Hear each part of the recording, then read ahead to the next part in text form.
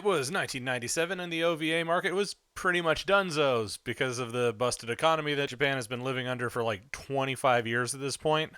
But that didn't stop some folks from really buckling down and trying to make something decent, and boy were they trying, I guess. But maximum effort doesn't automatically lead to decent product.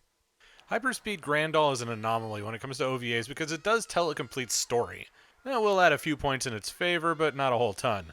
3 episodes can be enough to tell a story, but it can't really get there when the story is full of puttering about and random nudity. But I do have a fun background story for this one. My local anime club knows what I do for YouTube, so of course they try and dig up obscure and, more importantly, dirt-ass cheap shows to try and test me. That's why I have so many of these US Manga Core DVDs, because they'll nab up these vids for like $3 and pitch them at me. So last year, one of my friends proudly proclaims that there's no way that I'll know what this one is, and hands me HyperSpeed Grandoll. To which I promptly replied, "Oh slick, I can finally delete this off my hard drive." At any rate, let's take a crack at this one.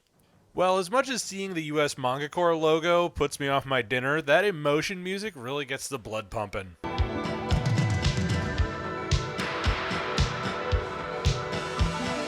Honestly, if that's the only thing I get out of this series, I think it'll be a net win.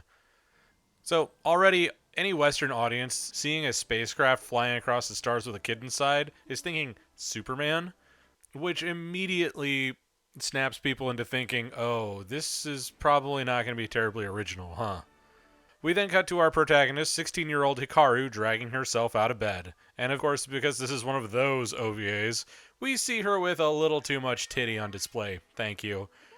She likes hero shows and is chronically late. She also seems to have the mental acuity of an 8-year-old. Oh boy. So in a flashback, we see that these two people are halfway through a marriage proposal when a kid gets dumped in their laps. Sounds like some friends of mine, frankly. But what you gonna do? It was good on the Amagis to take care of business and try and raise this kid as their own. Dr. Amagi is a mad scientist, and this matters later, I promise. Now, what this mostly does is make things explode around Hikaru for comedic effect, but you know how it do. So, Hikaru and her friend Haruna rocket to school, literally, and crash into Narazaki-senpai, also literally. Narazaki is a tennis ace, and Hikaru is way into him, but she's... actually, I don't know why she doesn't just go for it. She seems otherwise perfectly attractive, even if she is dumber than a box of sticks. At any rate, awkwardness ensues. Meanwhile, with our villains out in space, the guy in charge is named Peos, and he is clearly a dipshit. His underling, Sigil, and yes, it's Sigil, not Sigil. I listened to the Japanese track, and that's how they say it. Anyway, Sigil is quite cross that their ship is broken in orbit around Earth. Sigil gets sent to the wrong place, and the bad guy sends a monster named Garbigi to retrieve the royal armor. If you guessed that Hikaru was the one who had the armor, well, congrats, you get a no prize. Now, the subtitles here have translated Haruna's nickname for her boyfriend as T-Man, which is certainly a stylistic choice, I suppose, but then consider the vintage. Yes, consider the vintage.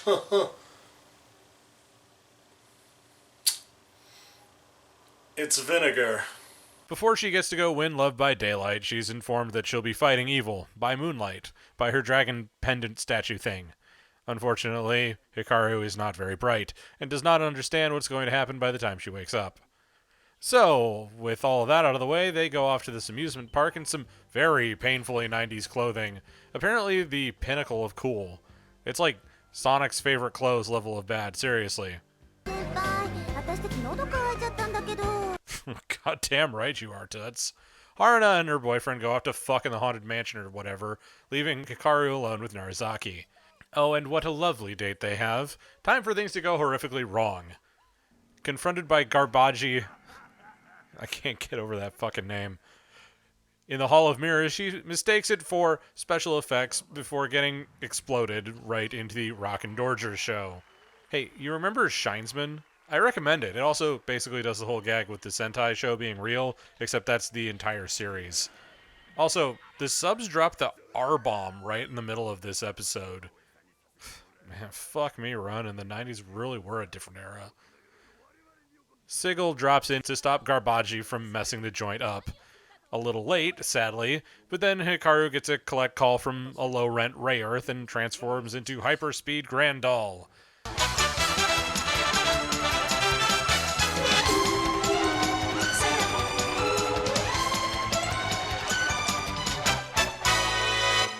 Fighting ensues, finishing off with a move called Shining Breast.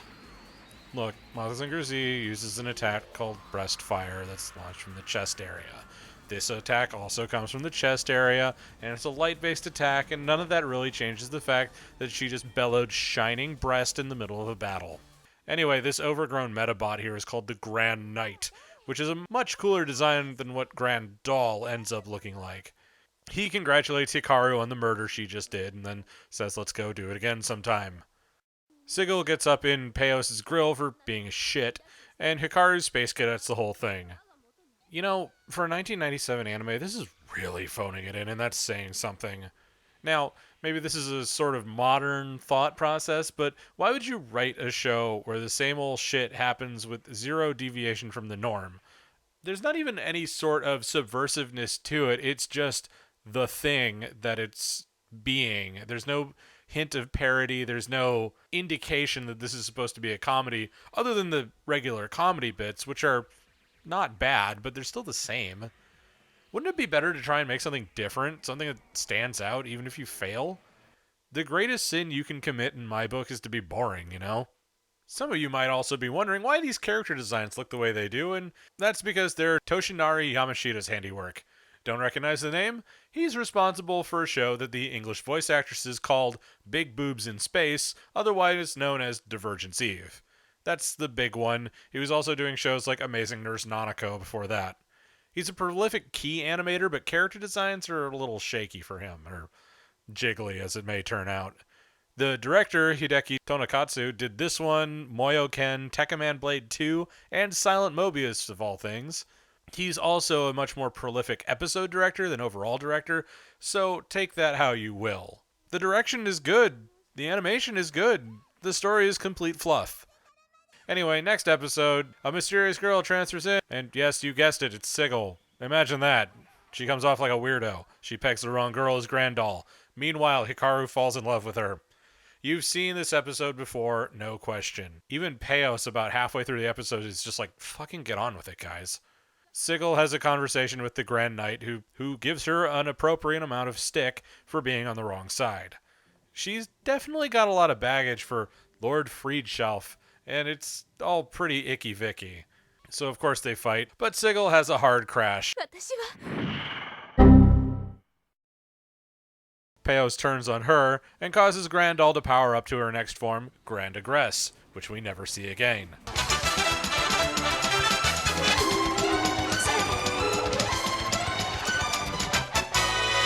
Sigil feels bad, probably because of all the queer baiting they've been doing this episode, and runs off. Hikaru gives chase and the two stare down in the rain and then roll credits. So the next episode starts, and let me tell you, I'm gonna miss this bop and dance music.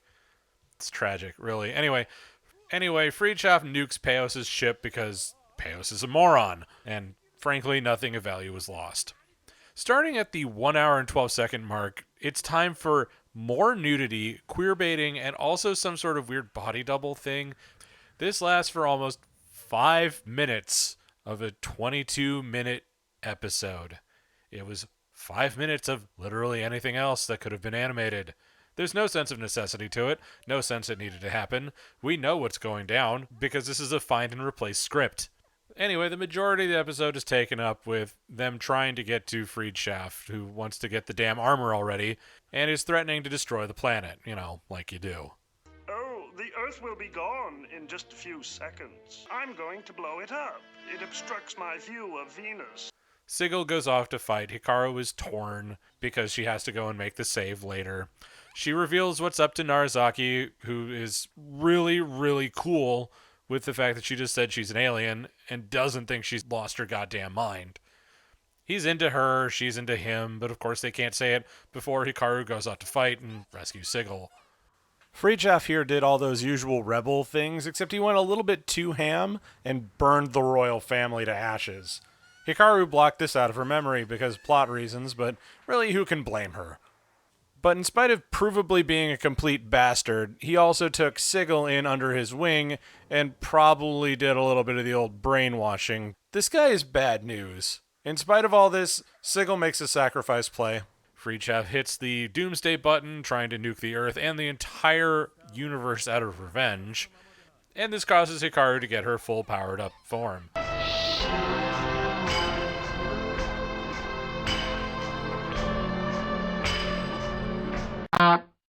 Sigil and Freedshaft are pretty hardcore exploded, like space dust, bits and pieces flying all over the place, but Pollyanna here is sure that Sigil is fine and she'll just have to find her later.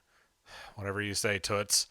Anyway, she's rescued by her dad and her mom and her senpai and roll credits on a happy ending.